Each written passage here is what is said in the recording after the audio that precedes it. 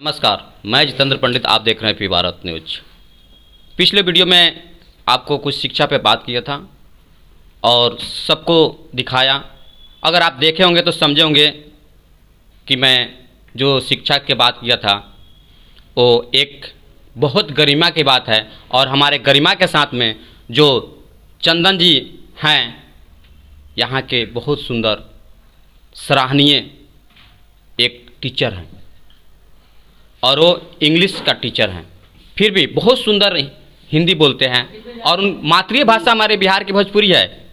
मैं उनसे भोजपुरी में भी बात करा दूंगा और इंग्लिश में भी कराऊंगा और हिंदी में भी कराऊंगा। रह गई बात कोरोना की,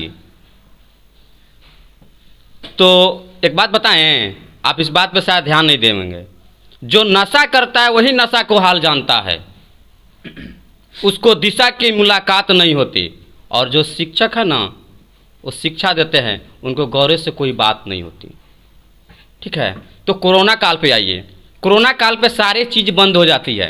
कहने का सरकार का है कि सारे चीज़ बंद कर दो। बंद क्या होता है जी? आपका दारू बंद किए तो चलता ही है। प्रशासन क्या आप कह रहे हैं कि लगा हुआ है, तो मर्डर हो ही रहा है, चोरी हो ही रहा है। फिर कोरोना में बंद कर दो। रात में कोरोना है तो और दिन में भाग जाता है, क्योंकि नाइट कर्फ्यू लगाए ना आप। तो स्कूल पर, ट्यूशन पर ये कौन सा कोरोना आ गया है जी दिन में? हमारे जितने भी दर्शक देख रहे हैं, इस चीज़ को समझिए कि जब रात में कोरोना आता है तो दिन में स्कूल क्यों बंद रहता है? जब 10 बजे से सुबह 6 बजे तक नाइट कर्फ्यू है, तो दिन में तो खुलना चाहिए ना। स्वाभाविक बात है, आप इस वीडियो को देख के समझ सकते हैं।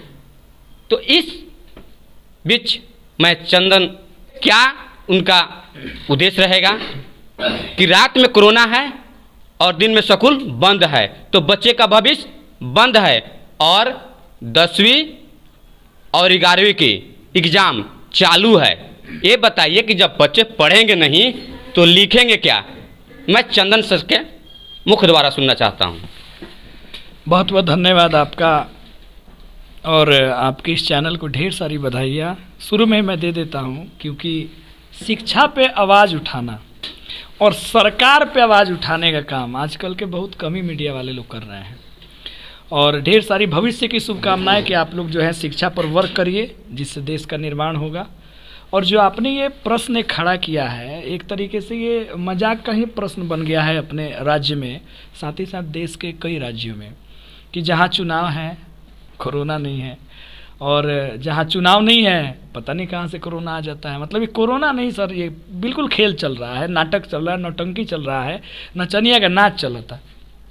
एक चीज़ आपको बता दें कि हमारे बिहार में चुनाव समाप्त हो गया ना तो कोरोना हो गया, और यूपी में है ना, वहाँ पे चुनाव चल रहा है, वहाँ पे कोरोना नहीं है। कोरोना डर से भाग जाता है, क्योंकि वहाँ पे कोई लाल टोपी पहन के आता है, तो कोई गुलाबी टोपी पहन के आता है, कोई नीला टोपी है, तो टोपी के देख कर ना भाग जाता है। वही हमारे सर का कहना है कि बड़े को देख कर भाग जाता है, और स्कूल में है ना छोटे छोटे बच्चे पढ़ते हैं ना, इसीलिए वहाँ पे कोरोना दौड़ के आ जाता है।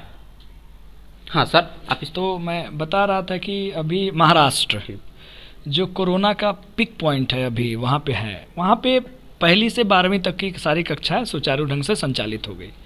हरियाणा गवर्नमेंट भी तैयार है, झारखंड अपना जो पड़ोसी है राज्य वो भी तैयार है। अब पता नहीं अपने गवर्नमेंट को जो है ये खबर मिल नहीं रही है, या फिर ये कान में तेल, हम लोग भोजपुरी में अपने गांव में कहते हैं कानवा में तेल डाल के सूतल बड़ा जी कुछ सुनात नहीं है।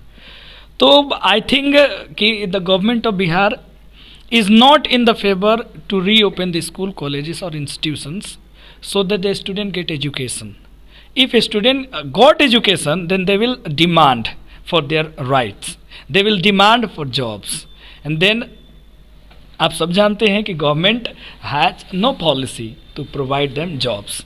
दैट्स वाई मुझे लगता है सर कि सारा नौटंकी एक तरह चल रहा है भैया, इसलिए चल रहा है कि शिक्षा को बाधित करिए, ना बच्चे पढ़ेंगे ना अपने हक के लिए लड़ेंगे।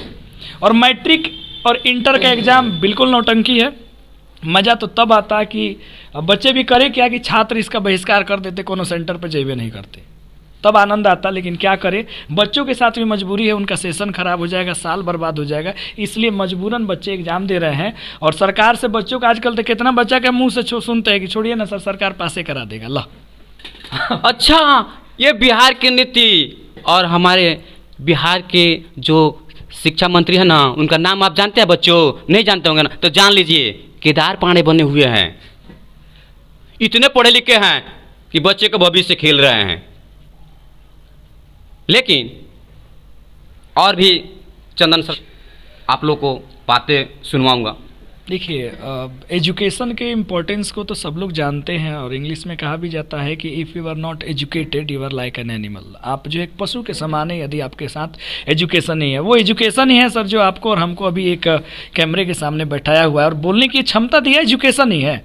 तो अब एजुकेशन क्यों ही अगर आप आगे नहीं बढ़ाते हैं तो फिर देश का, राज्य का विकास कैसे होगा?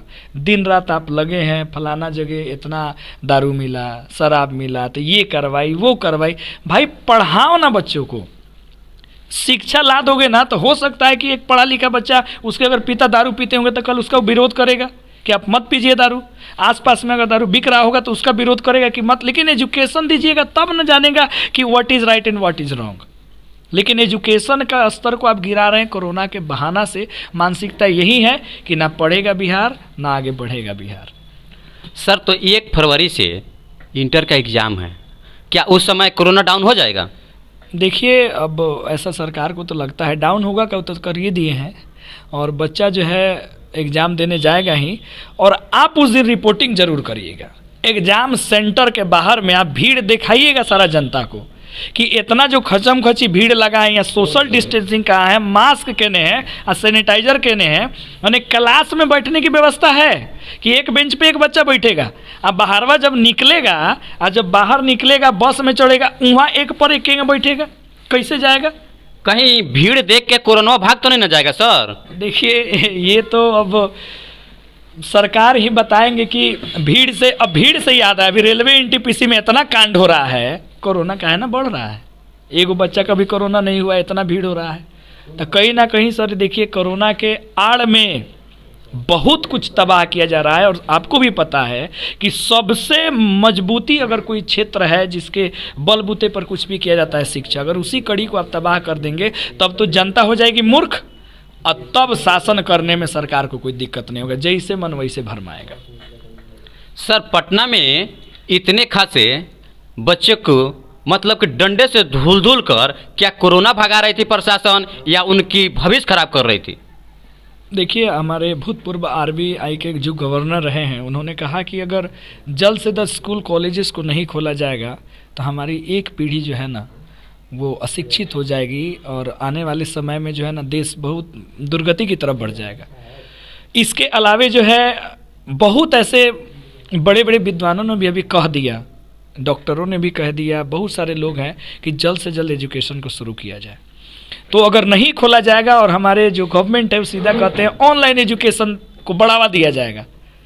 मतलब रिचार्ज इतना सस्ता है सब जानते हैं, मोबाइल कितनों के पास है सब जानते हैं। ऑनलाइन पढ़ाएगा के? जरा सरकार यो तो बता दे कि हमारे गवर्नमेंट टीचर्स पढ़ाएंगे, क्या है पढ़ाने वाला आज?